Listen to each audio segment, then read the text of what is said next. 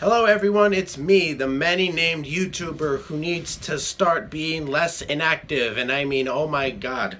Summer was fun. I have a job now. Look at that fucking, look at that thing go. So I wanted to strike while the iron was hot and review a Netflix show called Atypical. Atypical is about a teenage boy with autism trying to understand his place in the world and basically come of age. Now, I was skeptical of this show for many reasons, not the least of which that the main character seems to fit into this same particular descriptor that we tend to associate people with autism, but it's not really a fair depiction of autism as sort of one thing. Now, I've heard a lot of people say they don't like this show, but because I am autistic myself, I wanted to give it a chance and review it as honestly as I could. So what I'm going to be doing is I'm going to be watching all the episodes. I believe there's 8 of them. And then after each episode, I'm going to give my thoughts to this camera and then see more or less how the episode goes, how the plot goes, and just talk about stuff that goes on and my personal thoughts with it. So yes, with that in mind, let's get started. Psh.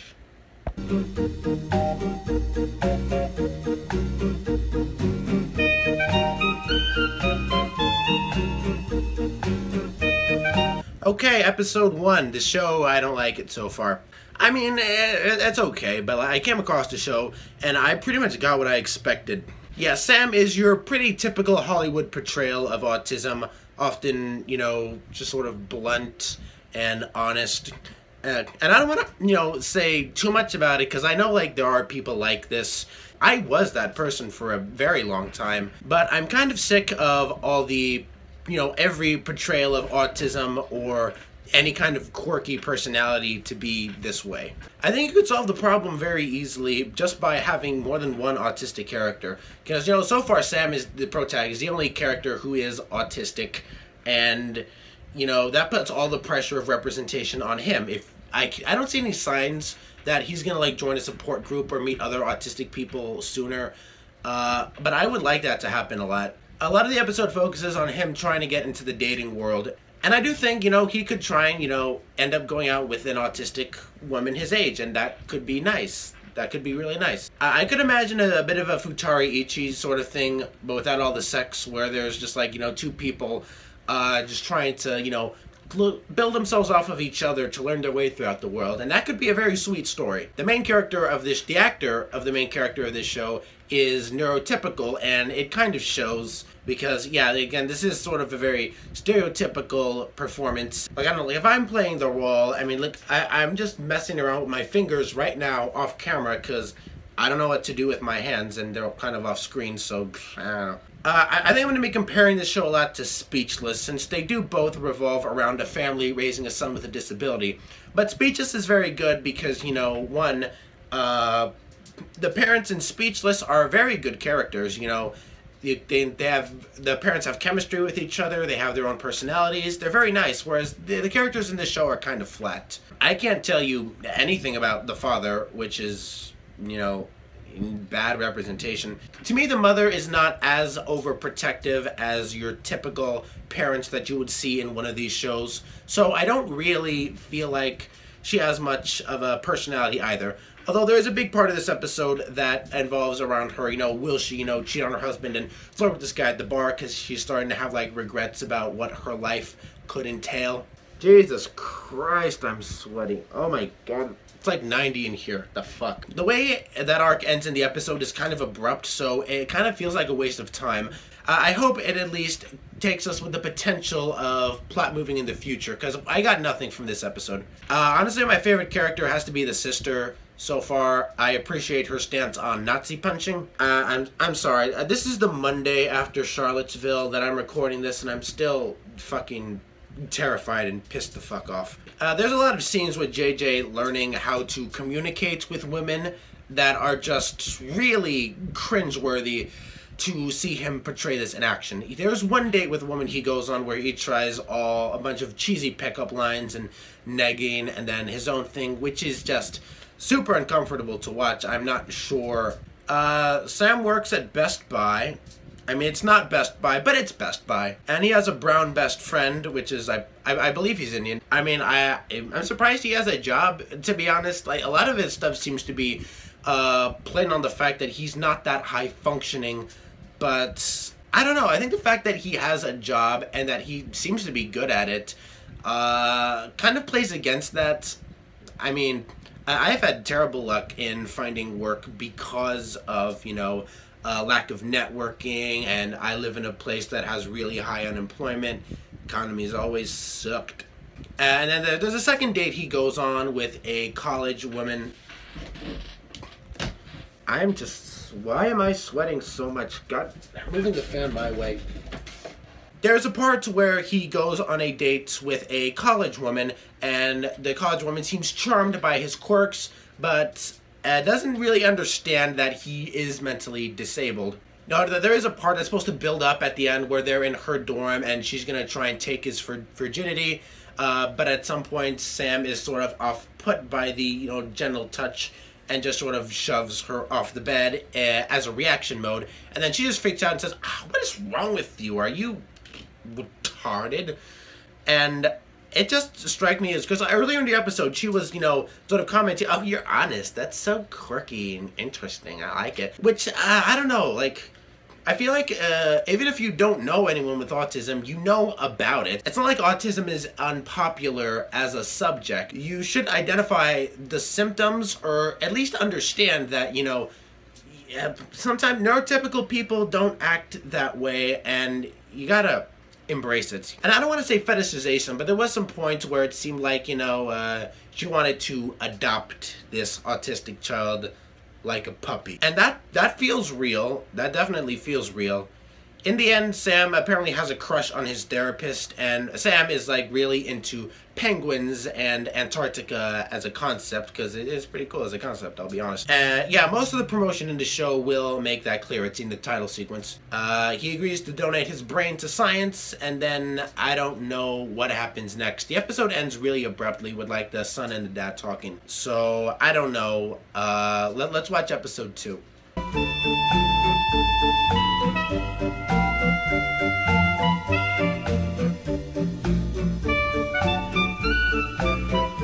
Band kids don't do meth. They snort pixie sticks, damn it.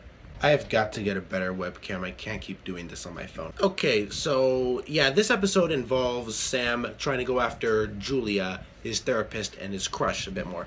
He starts asking her a lot of questions about her interests, partially in an attempt to steal her from her boyfriend, which Julia interprets as him trying to express interest in other people and progressing in social development. We see him hanging out a lot more with his dad, and once his dad figures out that Julia is the therapist, they try to cut it off for everyone's sake. There's a plot with Casey and this boy who likes her.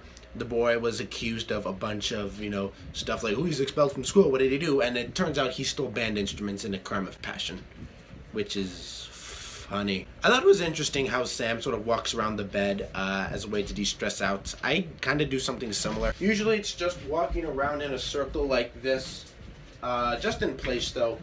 I don't know, sometimes, if you're in a long line, it just helps de-stress yourself. I also tend to wear, like, earbuds a lot in public. Not noise-canceling headphones. I like just, music stuff to sort of keep focus away. I don't know if you've ever been in a packed Walmart. Those things are like packed Walmarts. The brown best friend's name is Zahid. Cool. I was looking it up during this. I found out the main character in this show was the main character from It's Kind of a Funny Story. It's weird because I really liked that movie. I don't know what happened here. The mother and the bartender exchange numbers, so I guess that plotline is going somewhere. Meh. If Sam really wanted to steal someone else's girl, he could just listen to every top 10 rap song in the past 20 years.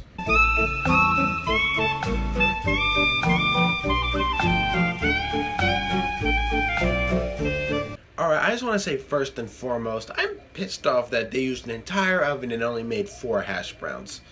Just eat more hash browns.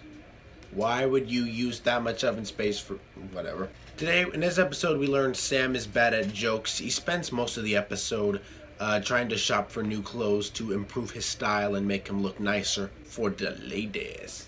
Zahid ends up pressuring him into buying a leather jacket, and there's actually a scene that I think is pretty well choreographed where the jacket is starting to tighten on him, and like all the zippers and buckles are starting to make noises that bother him and stuff, and I actually thought that was pretty well choreographed. Elsa, the mother, continues to have the affair on her mind. Sam has good memory, and we also learned that the father, Doug, had abandoned the family for a period of time when the sister was too young to remember, but Sam apparently does. Yeah, Doug had left because he felt the stresses of having an autistic child were starting to weigh on his soul. At the end of the episode, Elsa ends up going on a date with Nick, the bartender for whom she traded numbers.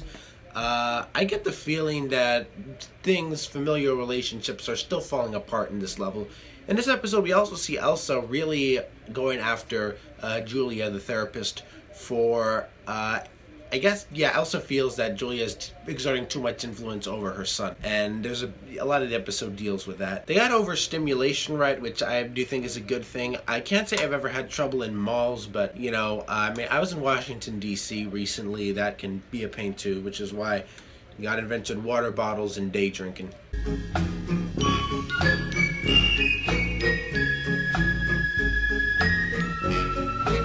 Episode 4 was okay. The episode begins with the revelation that the mother, Elsa, had slept with the Mexican bartender, Nick. She's in a bit of denial about it at first and tries to go on about her life as normalcy, but little reminders keep coming up throughout the episode. In the beginning of the episode, Casey, the sister, sets a record for high school track.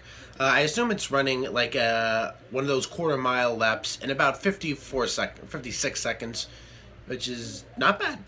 Not bad at all. Doug, the father, goes to the autism parent support group where he, I don't know, like, it seemed to me that he would have just naturally had better language just from being around his wife, but, you know, he seemed to make an ass of himself, and there's a lot of cringe comedy there, like, oh my god. Pretty much everyone in this family just needs to shut up, at least for a little bit. They do include a line in there about how there's no cure for autism, and I appreciated that. Seems like a lot of the autism orgs tend to be kind of pro-eugenics in that regard. Anyway, there's this girl Paige that has a crush on Sam, and Sam's not sure whether or not he should go for it.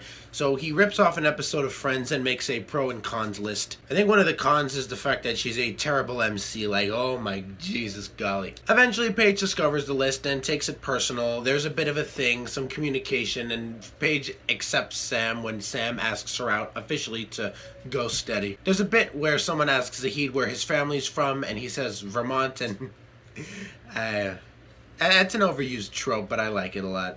I think it's funny. And Elsa formally tries to break off things with Nick, the Mexican bartender, so we'll see where that goes in the next episode.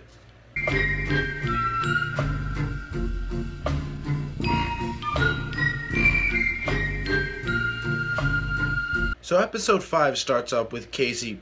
Am I too close to the camera? Episode 5 starts off with Casey visiting a college for a track scholarship. It's at this point I'm getting suspicious that Paige is, Paige, you know, Sam's girlfriend, is a manic pixie dream girl of sorts. She seems to have that sort of quirky personality type to her. Autism with a Side of Fries is a real blog, and I don't like it. Paige goes into Sam's room and starts being invasive with all his stuff and touching it.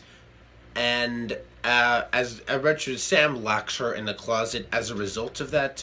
And it's played off as a comedy moment, but I'm surprised. No, Paige is someone who's done her research. How would she not know that someone like Sam would be uncomfortable with all, you know, the intrusiveness that she's doing? She steals one of his sweatshirts to wear around at some point. That causes Sam to go AWOL for the time being. A lot of the drama comes because Paige and Sam briefly break up in this episode, in part because Casey sort of tells Paige, you know, that autistic people aren't puppies, and that's a pretty good message, I'd say, for, you know, avoid the fetishization of a certain personality type. Paige's attempts to go to college are compromised upon the revelation that she had punched a girl in the first episode, and the school she's applying at has zero tolerance policy for violence.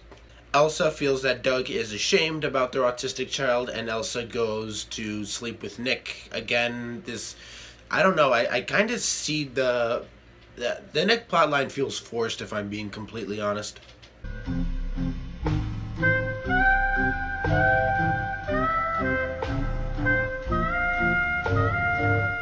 I had a bit of an unusually long gap between episodes 5 and 6, so when I saw episode 6, something sort of realized in my head that I don't really care about any of these people.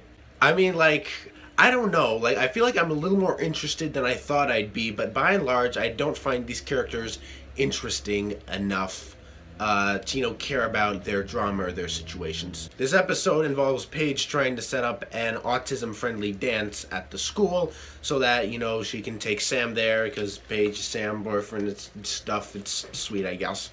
I get the feeling that Sam is growing as a character, but I'm kind of worried that development will be sort of undone by the series end. Casey is a bit pissed off at Elsa for spreading the information that she's thinking of going to a different college, or a college earlier. I'm not exactly sure what's going on. I don't really know how old she is. She's younger than Sam, so is she still in high school? Is she going to college early? Because there's talk of her leaving the track team and putting everyone in jeopardy, but I have no idea why that would be so much of an issue. Also, Santa Gold is not a rock. The captions said rock music when they were playing Santa Gold's Disparate Youth, and I don't think that's rock music by any word of the imagination. I love that album and that song, but it's weird. So yeah, Julia the therapist and Miles had broken up, and she's pregnant in this episode, so that's something.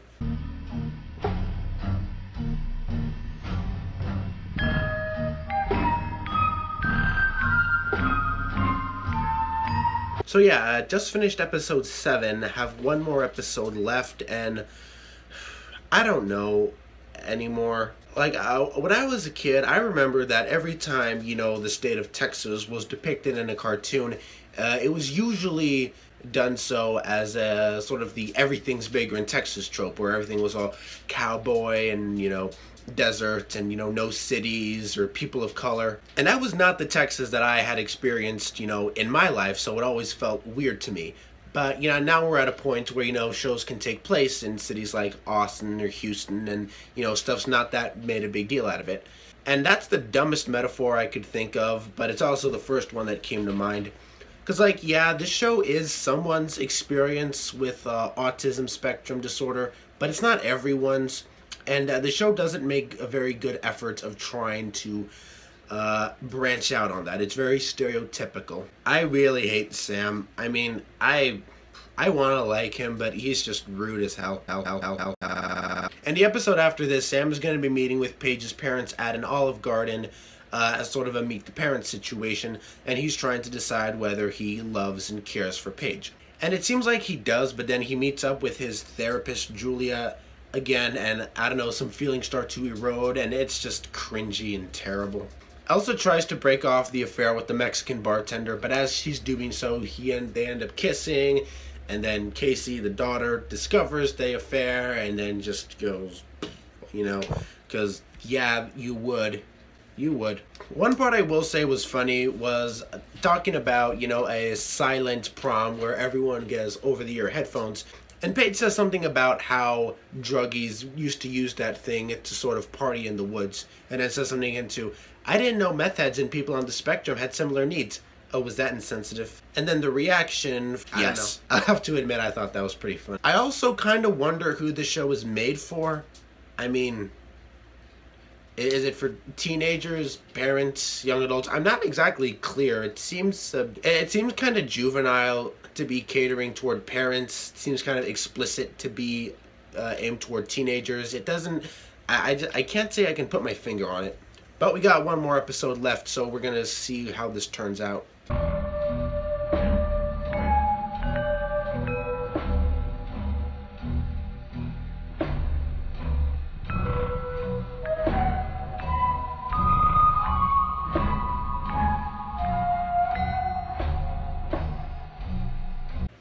I feel like this show is the most cringe in the history of cringe times infinity. Sam realizes he's not as in love with Paige as he thought. He really has feelings for Julia, and he feels the need to say that out loud bluntly during a family dinner with everyone.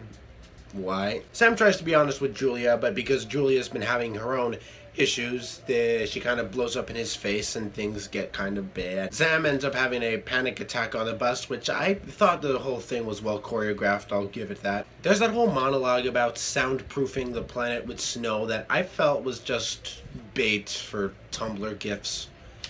A lot of the show seems like Tumblr GIF bait. I don't even use Tumblr that much. I go often to sort of see what becomes aesthetic. I don't know if Zahid is a bad character or a bad actor, but he kind of disappoints in this series when Sam's kind of at a lower point. Also, why are Sam and Casey so much shorter than their parents? I mean, you'd think, whatever. Casey finds out about her mom's affair and doesn't take it well. Eventually the beans are spilt. The dad finds out. Casey is also encouraged by Sam to pursue that scholarship, even though it'll mean being away from her brother. And Sam tries to make things right with Paige by going in a public pool to find a charm that she had. There's a lot of setup to season 2, particularly with the mother having an affair plot. And it's honestly, I don't know, the whole thing feels kind of underwhelming. Like, a lot of it was, you know, predicted, what we kind of expected to happen. I just couldn't really care that much about these characters. In conclusion. I don't usually like to rank things because, you know, ranking tends to be kind of precise, and that's not a box I like to fit myself in. But if I had to give it a number, I'd say this is about 12,632.1 over 42,107. Honestly, the only interesting thing about this series is the fact that it is a portrayal of autism on somewhat of a more lower functioning way than like The Big Bang Theory, which clearly codes its characters. And the willingness to use the A word is admirable. I do like some of the cinematography. I do believe that there were noble intentions behind this, but ultimately, you know, its portrayal of autism is too stereotyped. You can tell they didn't have anyone on the spectrum in the writer's room. The thing is kind of told with this veneer of autism moms screen, so it lacks the authenticity of portraying someone accurately with mental illness. So if you are gonna watch it, I'd say entirely do it just for the study of portrayals of autism spectrum disorder in 2017. Otherwise, I didn't find a lot of the series very fulfilling. If there is a season 2, I'm probably gonna check it out just for the same reason, just to examine this level of representation. Even though the main actor is neurotypical and everything is just kind of bland. And that's my analysis of this series.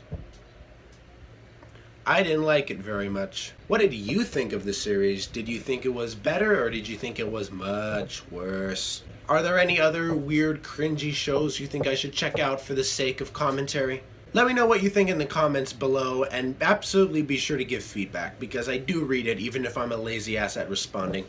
Until next time.